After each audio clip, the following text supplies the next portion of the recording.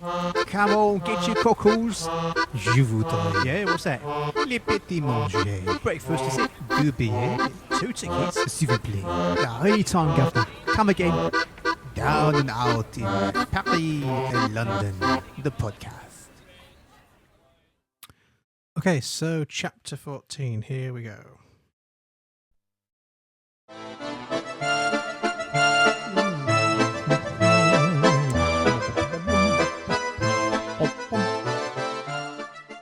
In a few days I had grasped the main principles on which the hotel was run.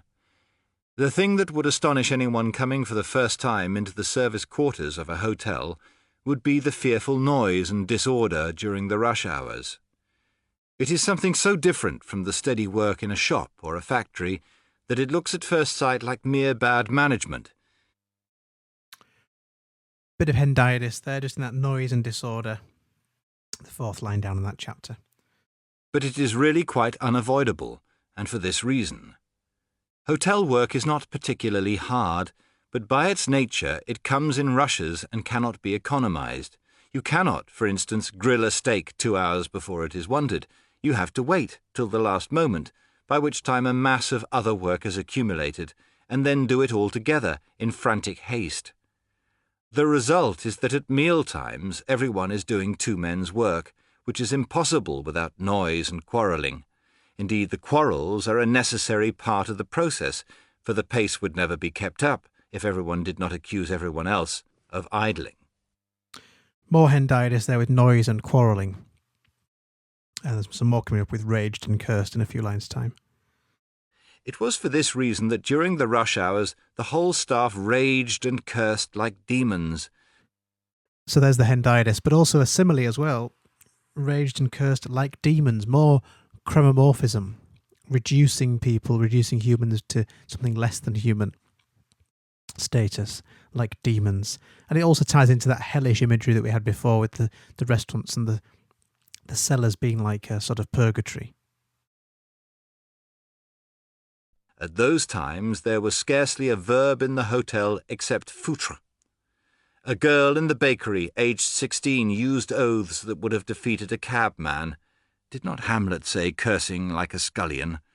No doubt Shakespeare had watched scullions at work. But we were not losing our heads and wasting time. We were just stimulating one another for the effort of packing 4 hours' work into 2 hours. His use of parenthesis there to make reference to Shakespeare and the sort of timelessness, I suppose, of the fact that working in catering is known and has been a stressful and vulgar sort of workplace, I guess, since time began. You know, so if we're going back to Shakespeare's time, then it's still the case when he was writing this, and I presume still the case now. Who knows? It does make you think, though, doesn't it? What keeps a hotel going is the fact that the employees take a genuine pride in their work, beastly and silly though it is. If a man idles, the others soon find him out and conspire against him to get him sacked. Cooks, waiters and plongeurs differ greatly in outlook, but they are all alike in being proud of their efficiency. Undoubtedly the most workmanlike class and the least servile are the cooks. They do not earn quite so much as the waiters, but their prestige is higher and their employment steadier. The cook does not look upon himself as a servant, but as a skilled workman. He is generally called un ouvrier, which a waiter never is. He knows his power, knows that he alone makes or mars a restaurant, and that if he is 5 minutes late, everything is out of gear. He despises the whole non-cooking staff and makes it a point of honour to insult everyone below the head waiter. And he takes a genuine artistic pride in his work, which demands very great skill. It is not the cooking that is so difficult, but the doing everything to time. Between breakfast and luncheon, the head cook at the Hotel X would receive orders for several hundred dishes, all to be served at different times. He cooked few of them himself, but he gave instructions about all of them and inspected them before they were sent up. His memory was wonderful. The vouchers were pinned on a board, but the head cook seldom looked at them. Everything was stored in his mind, and exactly to the minute, As each dish fell due, he would call out, "Faites marcher un côtelette de veau," or whatever it was, unfailingly. He was an insufferable bully, but he was also an artist. It is for their punctuality, and not for any superiority in technique, that men cooks are preferred to women. It just occurred to me that perhaps perhaps you thought Hotel X was its real name. He's used that as sort of to censor and to anonymise its name because obviously he spent some time working there. So it's to protect the identity of the real hotel that he worked at. The waiter's outlook is quite different. He too is proud in a way of his skill, but his skill is chiefly in being servile. His work gives him the mentality not of a workman, but of a snob. He lives perpetually in sight of rich people, stands at their tables, listens to their conversation, sucks up to them with smiles and discreet little jokes. He has the pleasure of spending money by proxy. Moreover, there is always the chance that he may become rich himself, for though most waiters die poor, they have long runs of luck occasionally. At some cafes on the Grand Boulevard, there is so much money to be made that the waiters actually pay the patron for their employment. The result is that between constantly seeing money and hoping to get it, the waiter comes to identify himself to some extent with his employers. He will take pains to serve a meal in style because he feels that he is participating in the meal himself. I remember Valenti telling me of some banquet at Nice at which he had once served, and of how it cost 200,000 francs and was talked of for months afterwards. "It was splendid, mon petit, mais magnifique. Jesus Christ! The champagne, the silver, the orchids. I have never seen anything like them, and I have seen some things. It was glorious." But I said, "You were only there to wait." "Of course, but still, it was splendid." The moral is, never be sorry for a waiter. Sometimes, when you sit in a restaurant, still stuffing yourself half an hour after closing time, you feel that the tired waiter at your side must surely be despising you. But he is not. He is not thinking as he looks at you, "What an overfed lout." He is thinking, "One day, when I have saved enough money, I shall be able to imitate that man." He is ministering to a kind of pleasure he thoroughly understands and admires, and that is why waiters are seldom socialists, have no effective trade union, and will work 12 hours a day. They work 15 hours, 7 days a week in many cafes. They are snobs, and they find the servile nature of their work rather congenial. So this paragraph is important in that we get some real opinion from Orwell. And unlike Funder, we've got direct opinion and quite a didactic opinion, quite sort of a bit preachy. So the word is didactic, when he's sort of telling us to, well, quite literally, to not feel sorry for waiters. So the moral is never be sorry for a waiter. You wouldn't find that in Funder. You wouldn't find that in Stasiland. She's far more objective. She presents things for the reader to make their own choices, whereas Orwell seems to feel the need to instruct the reader. Now, that could be a time, something to do with the time period in which it was written, and the way that that's dated now, and Funder's obviously is far more recent. That could be part of it. But I think it also allows Orwell here to make quite a strong political statement as well, which is something we start to see emerging as this book unfolds. So we get his political thoughts here on the fact that waiters are seldom socialists. And this book does have a socialist leaning. I mean, the very agenda itself for doing this work and going to travel among the poverty-stricken of Paris and London is itself a socialist act. He wants to see and uncover the reality of what it's like to live in abject poverty. So, and he makes some very much more brazen, direct socialist comments later on, but this is the first of them really, or one of the early ones, about waiters. And he's generalising, isn't he? But again, there's some truth in what he's saying. Anecdotal evidence certainly supports what he's saying. So it's worth having that. I think what makes this an interesting book for me, what makes it stand out, is the fact that it has that streak of socialism running through it. And that's a good point of comparison with Funder as well. in that also tackles ideas of socialism, communism, but the extremes of and the corruption of socialism. So there's a really interesting comparison to be made there, I think. The plongeurs, again, have a different outlook. Theirs is a job which offers no prospects, is intensely exhausting, and at the same time has not a trace of skill or interest. The sort of job that would always be done by women if women were strong enough. All that is required of them is to be constantly on the run and to put up with long hours and a stuffy atmosphere. They have no way of escaping from this life, for they cannot save a penny from their wages, and working from 60 to 100 hours a week leaves them no time to train for anything else. The best they can hope is to find a slightly softer job as night watchman or lavatory attendant. And yet the plongeurs, low as they are, also have a kind of pride. It is the pride of the drudge, the man who is equal to no matter what quantity of work. At that level, the mere power to go on working like an ox is about the only virtue attainable. More zoomorphism there, comparing the plongeur to working like an ox. Débrouillard is what every plongeur wants to be called. A débrouillard is a man who, even when he is told to do the impossible, will se débrouiller, get it done somehow. One of the kitchen plongeurs at the Hotel X, a German, was well known as a débrouillard. One night an English lord came to the hotel, and the waiters were in despair, for the lord had asked for peaches, and there were none in stock. It was late at night, and the shops would be shut. "Leave it to me," said the German. He went out, and in 10 minutes he was back with 4 peaches. He had gone into a neighbouring restaurant and stolen them. That is what is meant by a débrouillard. The English lord paid for the peaches at 20 francs each. Mario, who was in charge of the cafeterie, had the typical drudge mentality.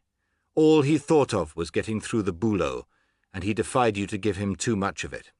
14 years underground had left him with about as much natural laziness as a piston rod. "Faut être un dur," he used to say when anyone complained. You will often hear plongeurs boast, "Je suis un dur," as though they were soldiers, not male charwomen. So you've got here the simile, as much natural laziness as a piston rod. More chromomorphism there, describing him comparing him to a piston rod, something which is never lazy, never inactive. A piston rod is constantly on the move in an engine. And then that French there, I'm sure you'll have translated already, but je suis dur, I am tough. Again, drawing on that military comparison again, as though they were soldiers, not male charwomen.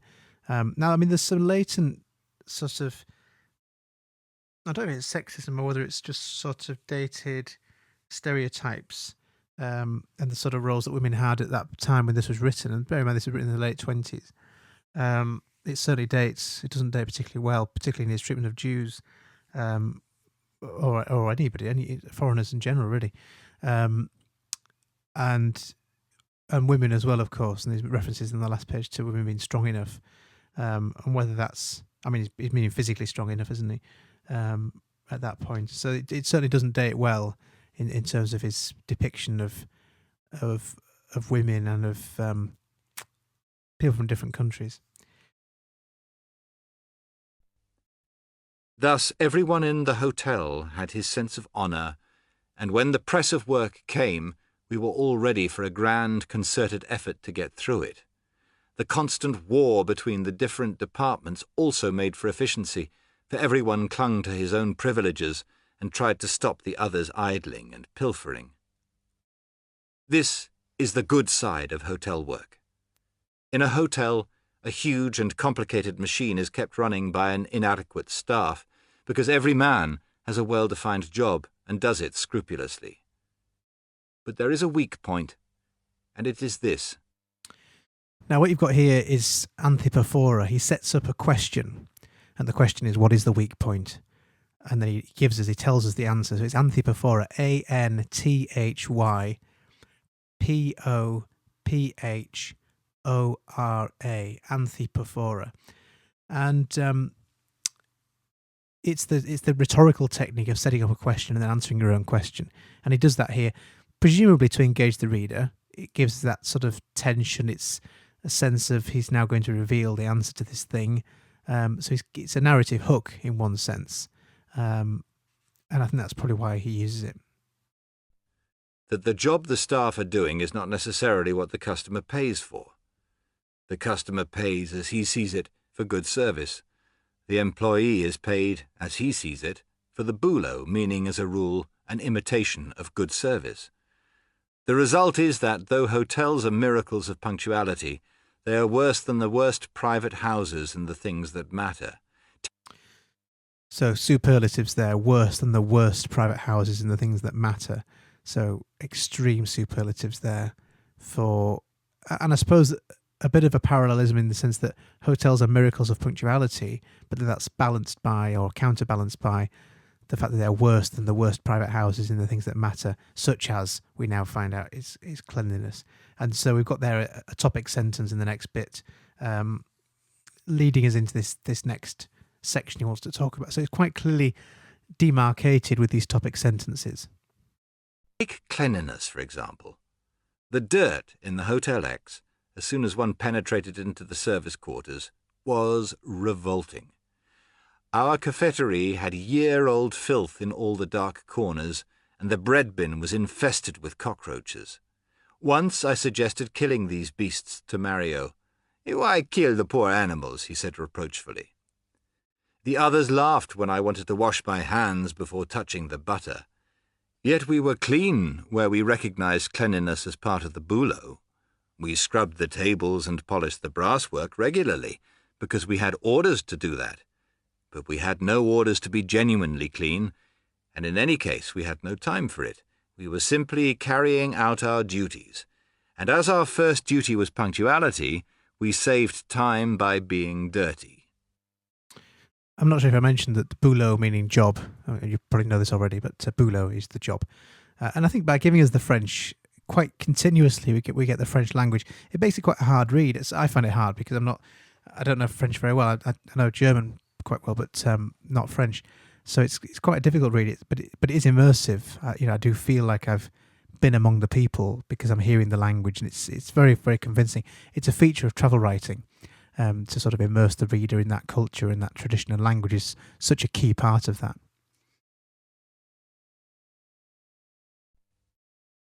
In the kitchen, the dirt was worse. It is not a figure of speech. It is a mere statement of fact to say that a French cook will spit in the soup, that is, if he is not going to drink it himself.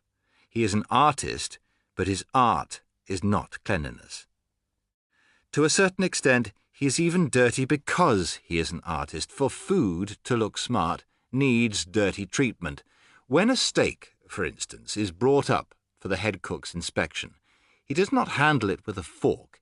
He picks it up in his fingers and slaps it down, runs his thumb round the dish and licks it to taste the gravy, runs it round and licks it again, then steps back and contemplates the piece of meat like an artist judging a picture, then presses it lovingly into place with his fat, pink fingers, every one of which he has licked 100 times that morning.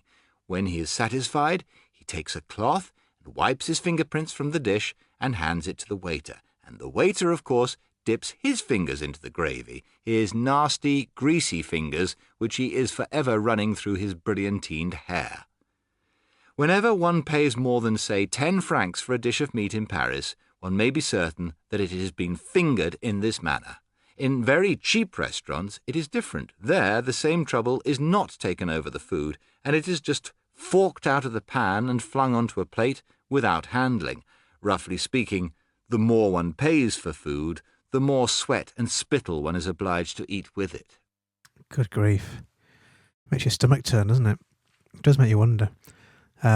You've got this... the last bit, you've got this paradox, I would say, is the technique here. The more one pays for food, the more sweat and spittle one is obliged to eat with it. So there's a paradox there of paying more but actually getting worse hygiene, worse quality, really, in some respects.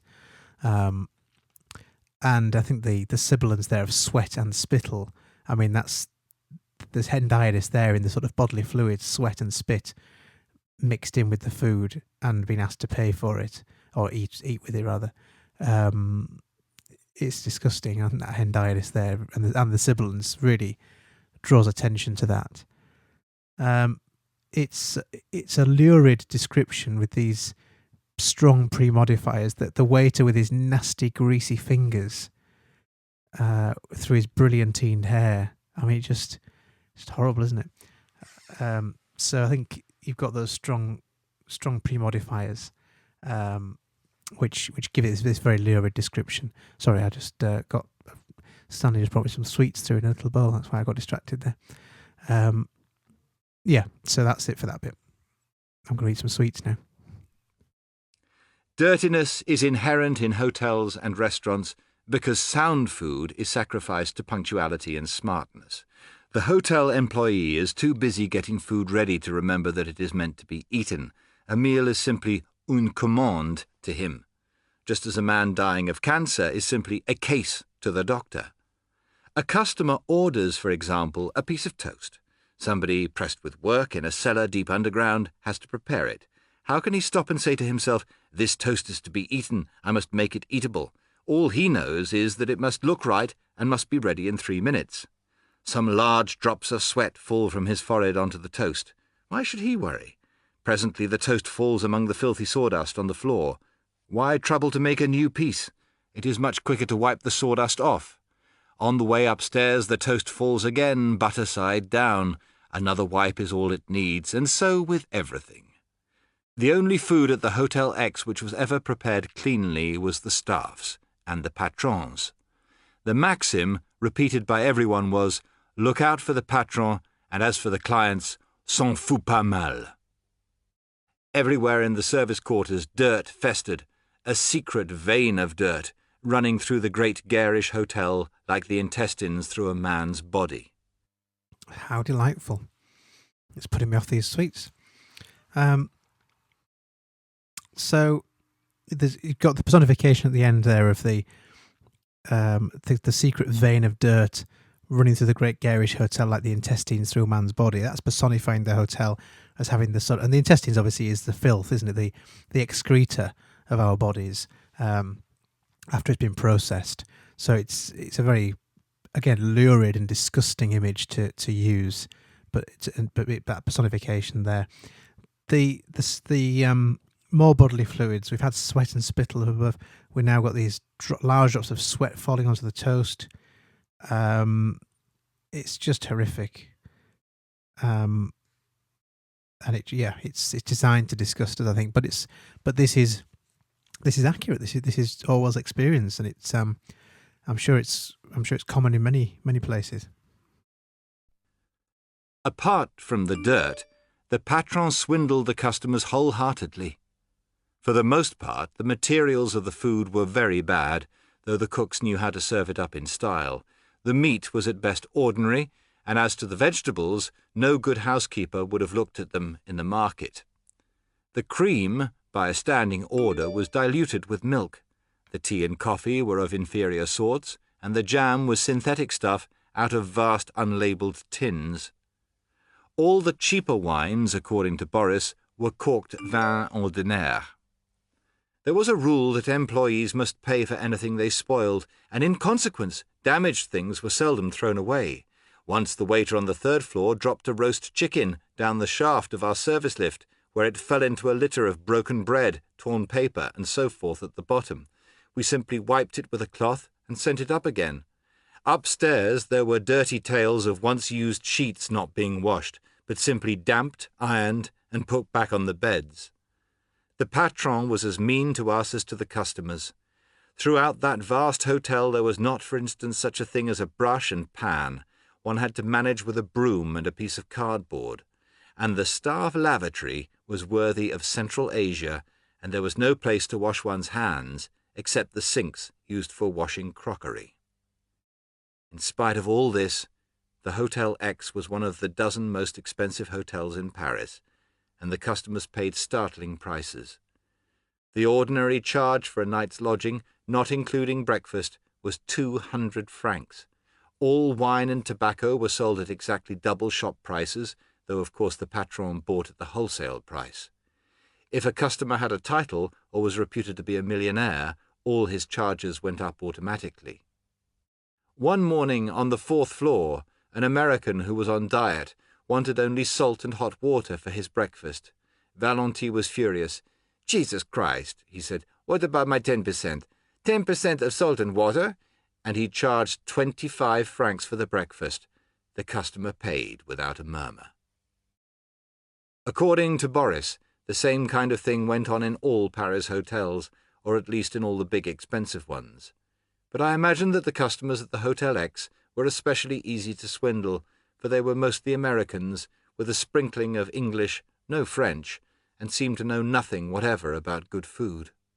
They would stuff themselves with disgusting American cereals, and eat marmalade at tea, and drink vermouth after dinner, and order a poulet à la reine at 100 francs, and then souse it in Worcester sauce.